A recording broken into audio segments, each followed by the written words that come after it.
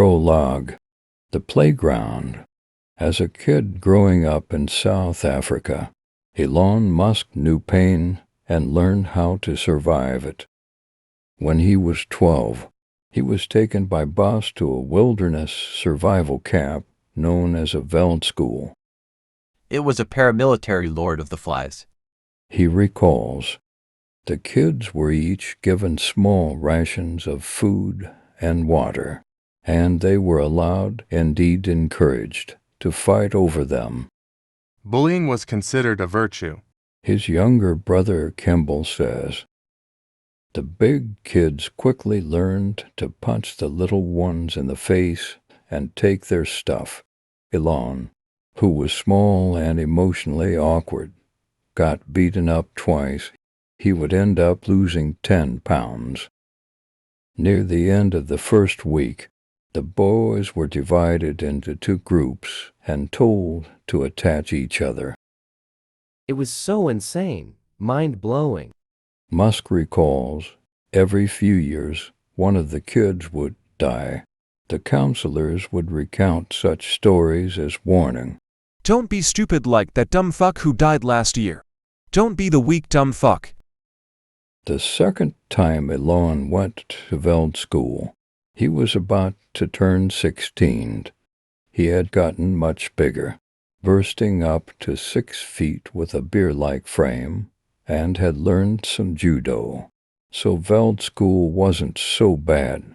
I realized by then that if someone bullied me, I could punch them very hard in the nose, and then they wouldn't bully me again. They might beat the shit out of me, but if I had punched them hard in the nose, they wouldn't come after me again. South Africa in the 1980s was a violent place, with machine gun attacks and knife killings common. Once, when Elon and Kimball got off a train on their way to an anti-apartheid music concert, they had to wade through a pool of blood next to a dead person with a knife still sticking out of his brain. For the rest of the evening, the blood on the soles of their sneakers made a sticky sound against the pavement. The Musk family kept German Shepherd dogs that were trained to attack anyone running by the house. When he was 6, Elon was racing down the driveway and his favorite dog attacked him, taking a massive bite out of his back. In the emergency room, when they were preparing to stitch him up, he resisted being treated until he was promised that the dog would not be punished. You're not going to kill him, are you? Elon asked. They swore that they wouldn't. In recounting the story, Musk pauses and stares vacantly for a very long time. Then they damn well shot the dog dead. His most searing experiences came at school.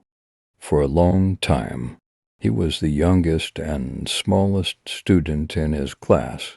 He had trouble picking up social cues. Empathy did not come naturally, and he had neither the desire nor the instinct to be ingratiating. As a result, he was regularly picked on by bullies, who would come up and punch him in the face. If you have never been punched in the nose, you have no idea how it affects you the rest of your life. He says, at assembly one morning, a student who was horsing around with a gang of friends bumped into him. Elon pushed him back. Words were exchanged. The boy and his friends hunted Elon down at recess and found him eating a sandwich. They came up from behind, kicked him in the head, and pushed him down a set of concrete steps. They sat on him and just kept beating the shit out of him and kicking him in the head, says Kimball, who had been sitting with him. When they got finished, I couldn't even recognize his face. It was such a swollen ball of flesh that you could barely see his eyes. He was taken to the hospital and was out of school for a week. Decades later, he was still getting corrective surgery to try to fix the tissues inside his nose. But those scars are minor compared to the emotional ones. inflicted by his father, ElonMusk, an engineer rogue and charismatic fantasist who to this day bedevils Elon. After the school fight, Errol sided with the kid who pummeled Ellen's face. The boy had just lost his father to suicide, and Elon had called him stupid. Errol says, Elon had this tendency to call people stupid. How could I possibly blame that child? When Elon finally came home from the hospital, his father berated him. I had to stand for an hour as he yelled at me and called me an idiot and told me that I was just worthless. Elon recalls Kimball, who had to watch the tirade, says it was the worst memory of his life. My father just lost it, went ballistic, as he often did. He had zero compassion. Both Elon and Kimball, who no longer speak to their father, say his claim that Elon provoked the attack is unhinged, and that the perpetrator ended up being sent to juvenile prison for it. They say their father is a volatile fabulist, regularly spinning tales that are larded with fantasies, sometimes calculated and at other times delusional. He has a Jekyll and Hyde nature, they say.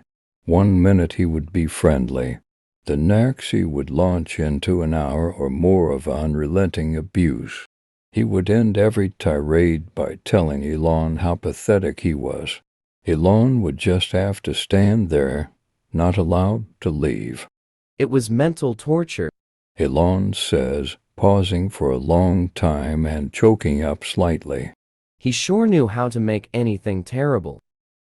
When I call Errol, he talks to me for almost 3 hours and then follows up regularly with calls and texts over the next 2 years. He is eager to describe and send me photos of the nice things he provided to his kids, at least during the periods when his engineering business was doing well. At one point he drove a Rolls-Royce, built a wilderness lodge with his bows, and got raw emeralds from a mine owner in Zambia, until that business collapsed. But he admits that he encouraged a physical and emotional toughness. Their experiences with me would have made Veld School quite tame, He says, adding that violence was simply part of the learning experience in South Africa. to held you down while another pummeled your face with a log. And so on. New boys were forced to fight the school thug on their first day at a new school.